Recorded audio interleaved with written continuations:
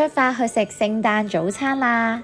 早上嘅聖誕老人村莊有另一番風味，紅磚小屋再配上好似糖霜嘅白樹。餐廳入口呢就好特別，會經過一間好大嘅精品店，全部都係聖誕公仔同手信。我就買咗一張叻靚專有嘅麋鹿皮，建議食完早餐先嚟睇啊，因為真係好多嘢賣㗎。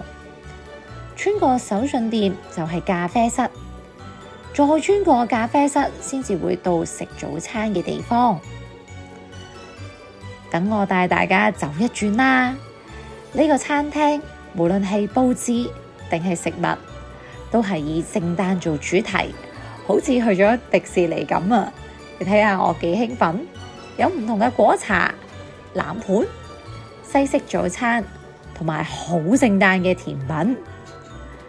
介紹下個環境先，呢個窗口我影咗好多相啊！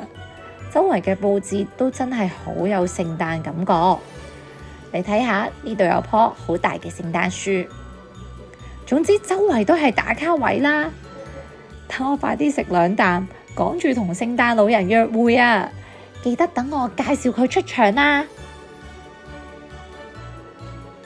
記住讚好、訂閱同埋 share， 最重要就係撳呢個鐘仔啦。一有新片嘅時候，第一時間話俾你哋知。拜拜。